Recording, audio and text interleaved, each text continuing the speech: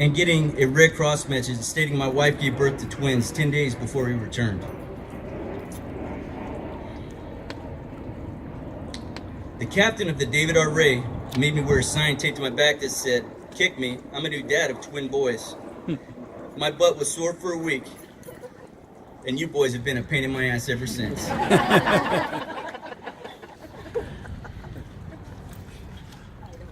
I will remember September 11, 2001.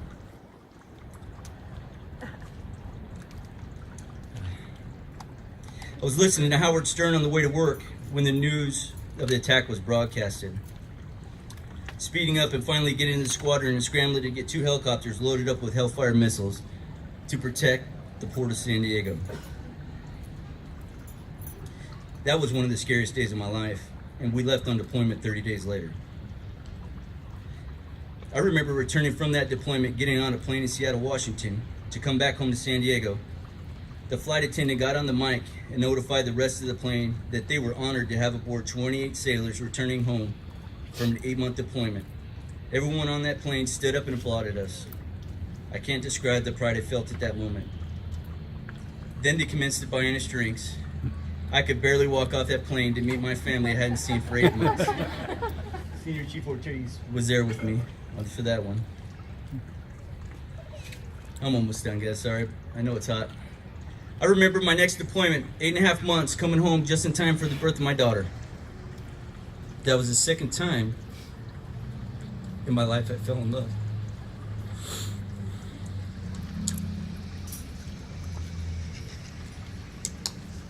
This is stupid. I'm glad they don't make you do this once. I remember my first recruiting tour here at NRD Phoenix. I was in my prime back then. I remember the first time I was eligible for chief. I was here at NRD Phoenix, and I failed that exam. Master Chief Chico Reyes cornered me at the next LPO conference and told me how I just made the whole AT rating look bad. I was a shoo-in for chief, and he was disappointed. I did not make that mistake twice. AT1 Kenny, that story's for you. Get to study. I remember studying my butt off, getting selected to do a week on board U.S. Constitution, the Navy's oldest commissioned warship for the CPO initiation. Taking her out to sea, raising her sails, and firing her cannons. The sounds of anchors away echoing off the buildings of downtown Boston. I remember my grandfather pinning my anchors on me. That crusty old Korean War sailor right there. I remember my first deployment as a chief. I had an awesome group of sailors working for me, and we had a great deployment, and I will never forget that crew.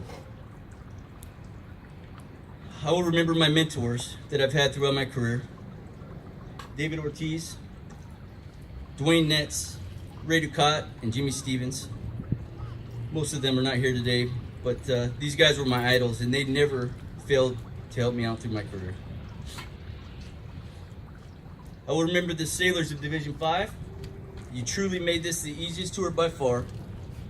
I know you may have not realized that with all the hours that I put in. But you guys have been on autopilot and unstoppable since I have been here. You just never gave me anything to do. You never failed to impress. The thing that I will remember the most are the sailors that I served with. I have formed some awesome friendships in this 21 years. 3 of my best friends I made in boot camp flew in all the way from all corners of the country and are here today to celebrate with me. We've never lost contact after all these years. I know I will miss the camaraderie we sailors have. Thank you very much for putting this ceremony together for me and my family. It has been a pleasure serving alongside you. The Chief's Mess, we're a powerful group of individuals. We will accomplish any task that is put in front of us. To my brothers and sisters in the mess, keep charting the Navy's course and keep taking care of our sailors.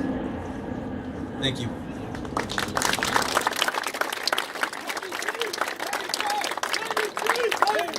Navy Chief, take what?